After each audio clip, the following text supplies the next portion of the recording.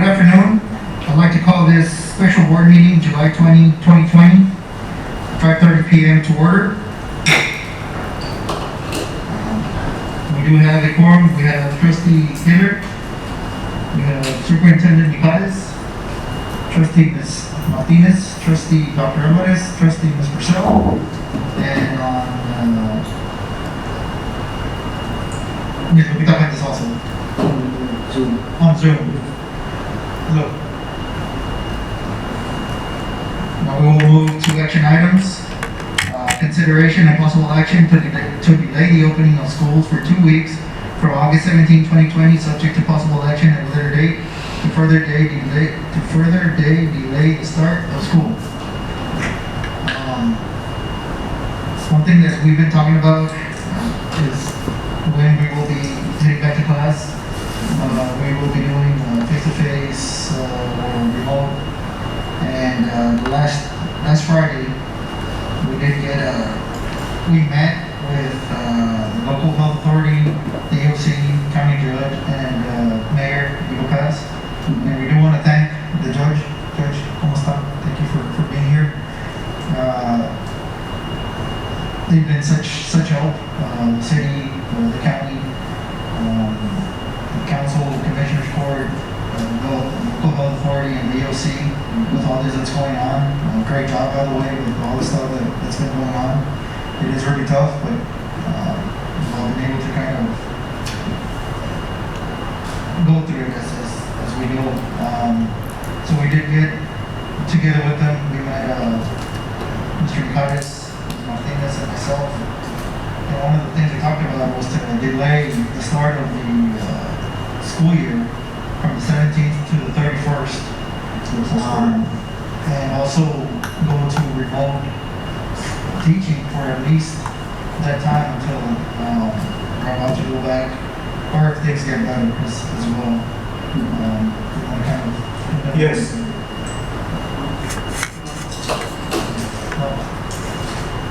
Yes, thank you, Mr. President. As you stated, we did meet this past Friday with EOC and with the health authority for Eagle Pass, and we decided to, in the best interest of the students and safety, to start the year August 31st. Also, as soon as we start, we want to do online. I did get some direction from the EOC that they will be more than likely doing a order to delay in-person instruction. So that gives me a little bit of flexibility so that we can do it 100% online. The state does give us the flexibility to do this. We can delay school. It can be whatever the wishes of the board are to delay school as much as possible. After this delay, we will have 4 weeks of flexibility. So that's a total of 6 weeks. And after that, through board action, we can continue online for 4 more weeks. Okay, so we do have a good amount of 10 weeks. This gives us 10 weeks of flexibility from August 17th. So I believe it takes us to the middle of October, which is good. It has been hard on the whole community, this pandemic, and it has been difficult. It is very important that we keep our community safe, and I think it's in the right direction. Also, just to advise the board, we will continue to monitor the situation, and we will meet somewhere in the middle of August with the EOC again and the health authority and the judge and mayor, so that we can make a further determination what else we can do. I do want to express all this, safety comes first. So the safety of our students, parents, teachers, administration, and everybody, that's the number one thing that we took into consideration. Also, obviously, pushing this back, it allows our teachers to be able to train on whatever method of remote teaching you're gonna be able to do. And we do bring the teachers back on the 31st. Yes, yes, we will be bringing a calendar in early August for the August board meeting, so that we can approve that calendar with the new dates and the new holidays and so forth. We had to, I had a meeting with Mr. Mijares and Mr. Montalvo, because there's some issues that we had there with the teams reporting. I believe we worked them out today before the meeting, but I want to make sure that the board understands the new calendar. So we will bring that board the calendar for the board for approval at a later date, but we do want to advise the community of the start date. Also, there's scheduled staff development already that's on contract. So it's difficult for us to move those days, but since we have minimal amount of teachers coming in the first week of August, I think it's 3 teachers, it is very easy for us to do that training for that week. So I don't think, the other issue we had with the training is I met with Mr. Cox. The week that the teachers come back, there's also, he scheduled some training that already is committed to, but we'll evaluate that and then we'll announce a new calendar once the board approves it. So, Mr. Mijares, just to clarify, so that the public understands, students will resume, or the start of this fiscal year will be August 31st? Yes. And what about for the teachers? The teachers will, new teachers to the district will come in as scheduled on calendar. And also, for right now, the teacher will come back as the calendar dictates to. The week before, it will be, I believe, the week of August 10th. And, but we might be able to tweak some days in between once we see what we can reschedule for staff development. And we might, after they come for that week, or maybe just one day we can reschedule in staff development, they'll come in the week before if possible. But we'll take care of all those issues before August. The first week of August will book and approve. In other words, we need to make sure that we have some contracts, and John is here. I think you have some contracts already that there's a day the teachers have to be here because it will be impossible for us to do that day, but it's going to be online anyway. So it's going to be a virtual training anyway. So we're going to work out those details. But the most important thing right now is that we do announce to the public that school will be starting August 31st. Okay, so school will be on, tentatively, school will be starting August 31st. And we will announce in a week or two when the teachers are coming back? Yes, yes. Yes, more than likely, we are going to continue with the new teacher orientation because those are just 3 teachers. And Region 20 we already have that contract, so it will be easier for us to get that out of the way and train the new teachers. And then we'll look on the following week, which is August 10th. Correct me if I'm wrong. Is it August 10th? That's the original staff development. Yes, August 10th. Yes, so we're going to see what days we have a commitment with that contractor, and then we'll reevaluate. As of right now, Mr. Cox is telling me maybe it's better for them to come so we can prep them to what's coming up for August 31st, and then they more than likely are going to have 2 weeks off, and then come back and teach August 31st. Okay, but the training will be virtual, right? We're not going to have a training with all teachers in one room or anything like that, because it will be on virtual. And so everybody understands when we say, once the teachers come back, once you have the calendar planned out, teaching will be virtual, everybody will be in their classroom. Yes. The teachers will. Yes, that is the plan. We ran summer school like that. The bilingual program, we ran it like that. So we will be ready to teach on a structured schedule. Right now we're working all the details. I do have a meeting tomorrow. We're trying to get more internet service. I do know the state is provided a grant for 50/50. I have to find, the money's hard to come by right now, but we're trying to find the money to see if we can at least provide some type of service to the community.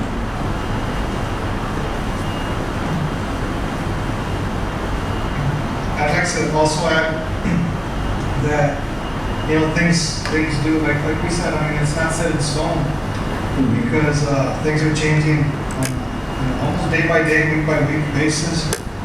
So I think it's a good plan, because we don't go too far ahead of ourselves, and we'll just keep on touching bases with what the state government and the TA are telling us, and what we're able to and not able to do. But we're lucky right now. We're in close contacts with our city officials and county officials, and I think that's the best way to do it. When everybody works together and they're on the same page, it turns out nothing but good, because we can't really foresee into the future and see what's going to happen, but we can be as prepared as we can, and that's what I think we aim to, just to be as prepared as we can for what's coming.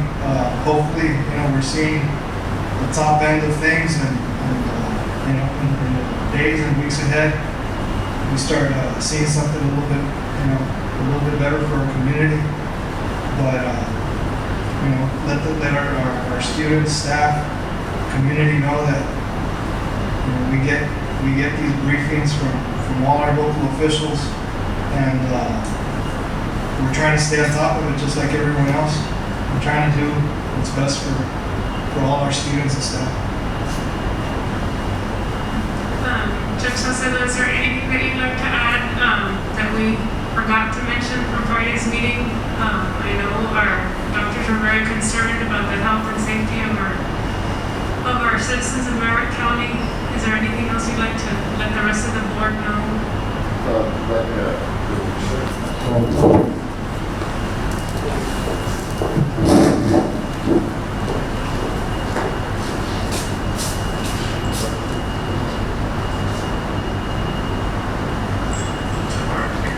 First of all, thank you for the opportunity to be here with you all today. I want to thank Ms. Martinez, Mr. Barrera, Mr. Superintendent, for being there on Friday to discuss these things. I know they echo the sentiments of the whole board. We appreciate you guys, all of y'all. Y'all are doing an excellent job under the circumstances that we're in. I think you pretty much said everything that we need to. I've been in contact with Mr. Mijares today to make sure that we were able to adopt that date that's needed. We think it's important for you all that you all can get a couple of representatives out there tonight to explain to the public what we're doing. And when we look at everything, and like you all said, you mentioned safety first before anything else. We do understand the situation with our school district. We understand there's no secret that it's the #1 employer in our community. We don't want to paralyze our families. We don't want those people that are the providers for their homes to be without, and I know that you all have made an excellent effort and sacrifice on your part to make sure that our teachers, our administration, our staff has been taken care of. I wanted to come and personally thank you all for that. You all are doing an excellent job as a board. We appreciate the fact that we have your ear and you have ours. So the decision that you made today is very important for the safety of our community, which is always going to be #1. And I know that you all are going to prolong this as long as it's necessary. We may come back in a couple of weeks and maybe this is the last fight. Pray to God that it would be. But if it's not, we know that you guys are going to take the interest of the school before anything else, the interest of our children and the interest of our administration and everybody else who works for the school district. So we hope this passes today. And once again, as I've mentioned, you have the support of our community and you have the support of us as an EOC to make sure that things get done the way they need to be. I don't know if y'all have any questions. I'd be more than happy to answer any questions you may have. I have one question, Judge, and this is just maybe it's a little bit off topic, but on the testing, on the coronavirus testing, I was just wondering, Judge, a person that tests positive once and then tests again in the future, still positive, does that get counted into the positives or only that first time? Only that first time, and at the onset, we were able to quarantine. We prolonged the quarantine period because after 2 weeks, people were still coming out positive. We didn't have a single person that wasn't. So after 21 days, at least we had some. That way, you wouldn't require that person to be in there for 28 days. But that number has always stayed there. It's been constant.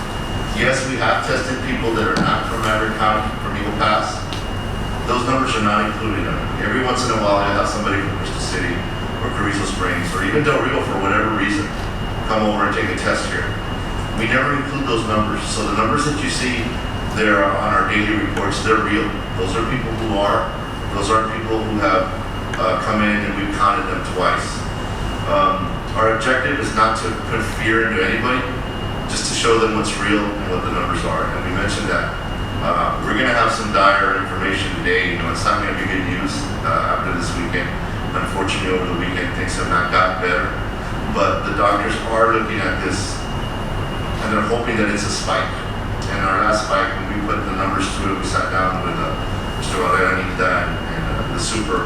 You know, we were very specific on those days where we said, after this, we can do this. And I'm even more grateful that you all, since Friday, have found a way to be able to say, hey, if the teacher may not have to, we can give them more time without having to deal with it. Because that day we were on the 10th, and that was an automatic.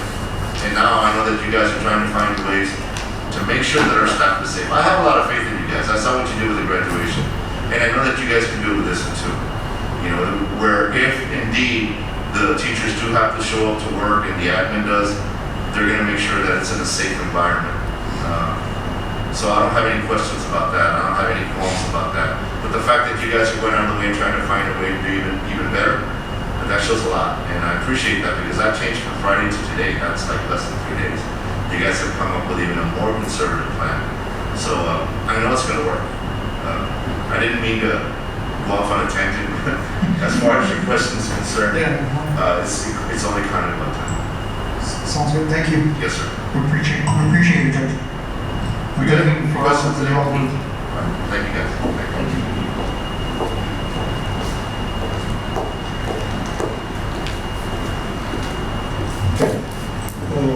Just to remind everybody, and the judge said something very important that, you know, August 31st, as we know, August 31st is the last pay period for last year. September 15th is our first payroll. So, you know, delaying any little bit more, it'll be a little bit challenging. That's why we decided to sort of, you know, work with that, something that is agreeable with us paying our employees, because nobody wants to lose a salary right now, you know, with everything that's going on right now. So we stretch it as much as we can. We want to be as employee friendly as we can and as community friendly as we can, because we know everybody, you know, everybody needs their salary plus the assurance that, you know, the district will be not furloughing any employee, not keeping our employees, you know, safe and secure when they're in.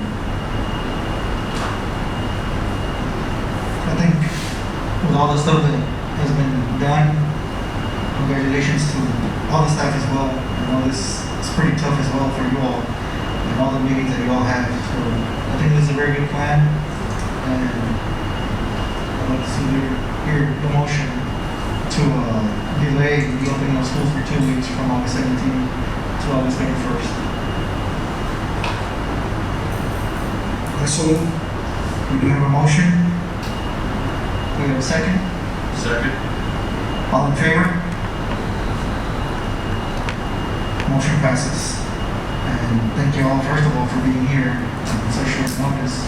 Staff, everybody else, Judge, thank you for being here and giving us the numbers, and to the county and the city as well for all their help. With that,